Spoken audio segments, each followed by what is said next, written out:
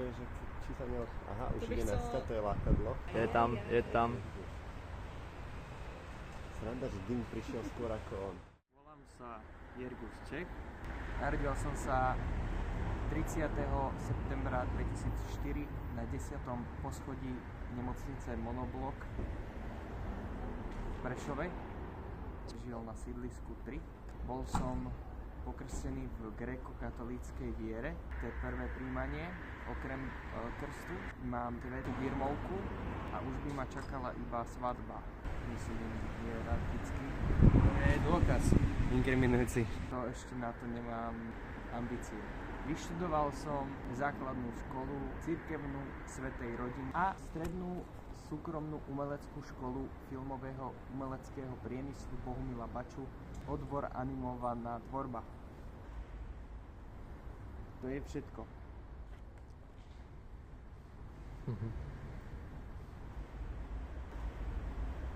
Povedz mi na to niečo, Šišovák. Plán na dnešok je takýto. V jednej ruke toto. Vetlínsko-zelené. A v druhej ruky toto. Čo to je? Triedy? No dobre. Ďakujem. Obrázok predstaví toho. Váhajme. 4:11. Mám 21. Čerstvo. Je to výborné, ale mám pocit, že to už nie je tak vážnejšie. Ja už nie som taký tínedžer, čo môže vyskúšať a zistiť, že nevie, ale trošku sa bojím. Že už idem veľmi do sveta dospelých a už by som mal vedieť, čo mám robiť so životom. Podľa mňa predsa nejaké cesty v mojom živote som si vybral tak náhodne, že uvidím.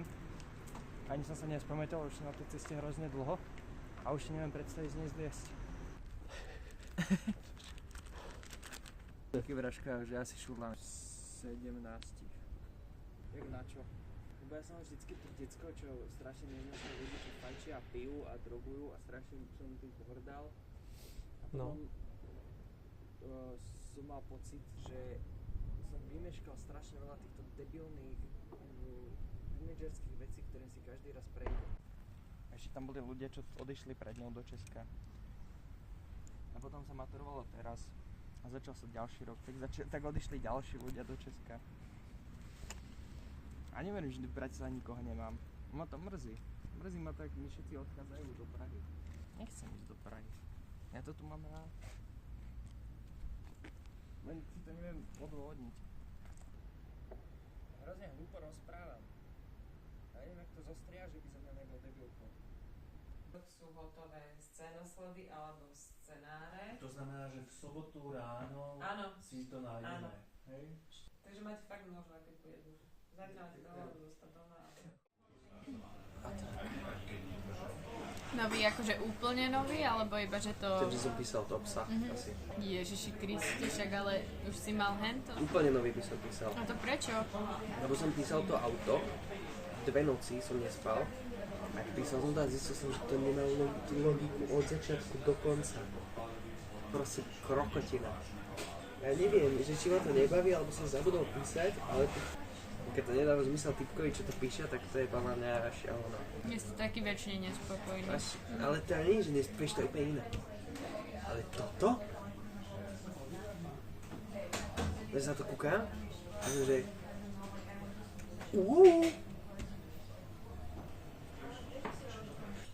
Ja mám strašne debilný pocit, neviem, ja neviem, kde ubehol ten semester, ale ja mám pocit, že som zaspal.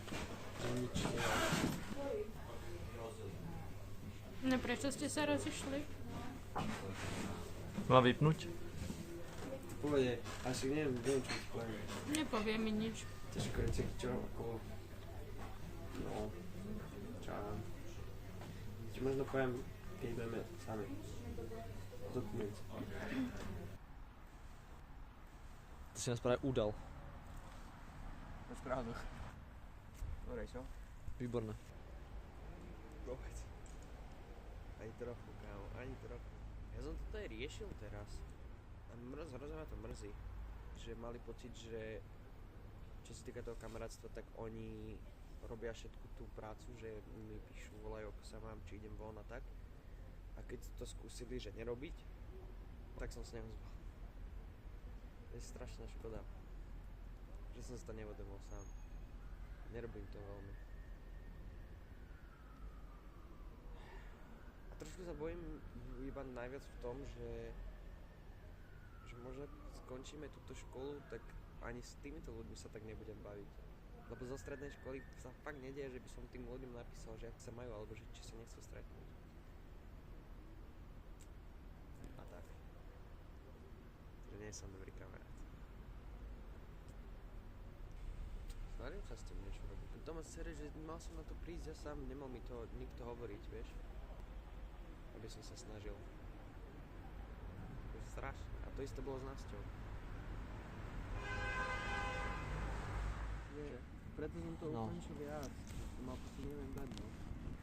Je to lepšie, ako sa do nekonečna naťahovať, ešte viac môžem spraviť pre ten vzťah.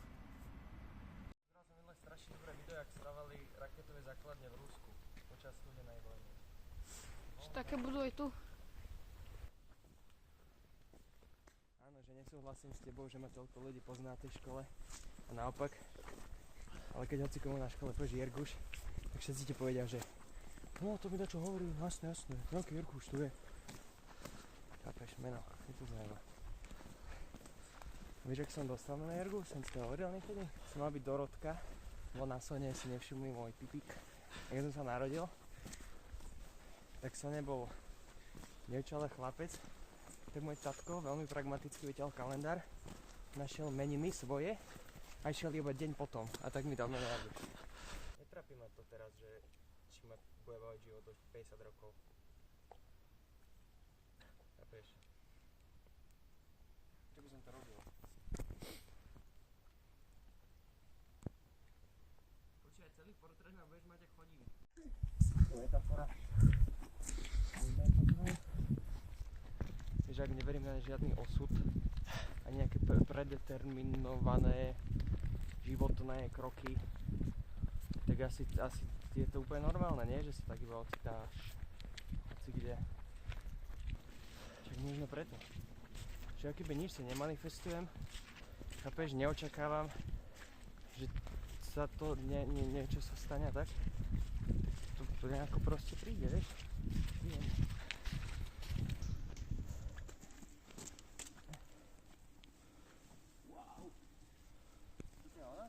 Či teraz tu budem potrebovať? Akože ale je to pekné, že to nosíš. Aha, dobre. A nechcem to nosiť Ja teraz také tu, by že som keď mala. sa strepem, tak Aj, tak počkaj, Nemám na voľné tie To nevadí, to Môžem nevadí, to to dať nevadí. sem? Môže, nie, môže to strepať, to nevadí. Až tak. ale že ja keď sa strepem, tak budem mať radšej voľné ruky. Čo? Hej, hej. Poslal som?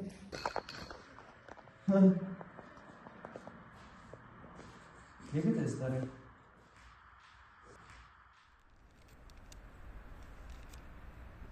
To vyzerá, ako keby sa hanbíš za ňu teraz.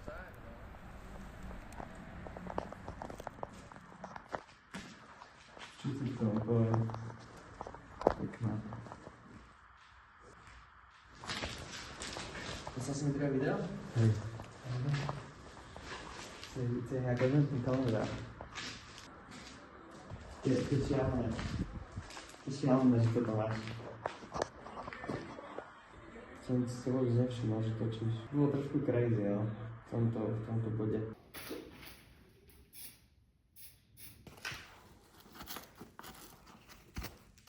Dík, to presne potrebujem. Kámo, tu bude, vieš čo? Tu bude lampa poličná.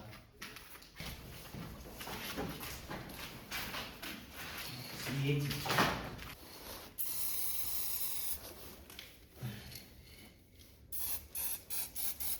A teraz zajebíme okienka a teraz to možno úplne že pokazím.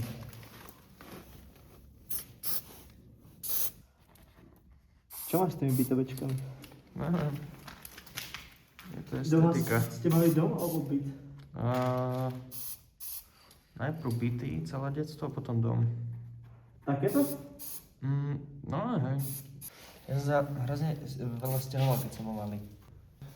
Myslím, že 12 krát, kým som išiel na základnú školu, akože. To som to trošku riešil aj s psychologičkou, keď som bol malý. Že ona tomu pripisuje hrozne aj potom to správanie, o ktorom sa rozprávali. Že tým, že som úplne nemal nikdy prostredie, že som si stihol nájsť kamošov, tak som sa hrozne navykol. Nič nerobiť. Hej. byť samostatný v podstate hrozne. Čo ne, akože neviem, či som samostatný úplne. By som asi nepovedal o sebe.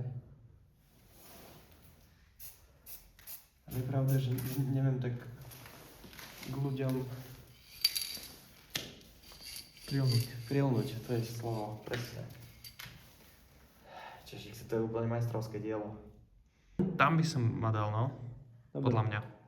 Poslali ma tam preto, lebo som bol strašne zlý v matike, strašne zlý. Ty si mysleli, že som...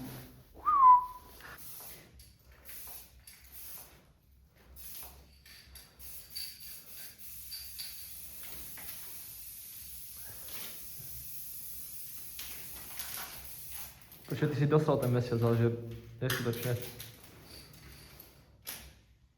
Dostal som ho? Roztekol sa na mesiac, čo budeme robiť? Takže keby si nerobil školu, tak čo, robíš grafiku? Nerobím grafiku. Prečo? Tu som na strednej škole zistil, že ma aj kreslenie nebaví. Si tam aj ty? A podľa mňa dobrý masterpiece. Čo ty? Ja mám rád tie naše sídliska. To je všetko.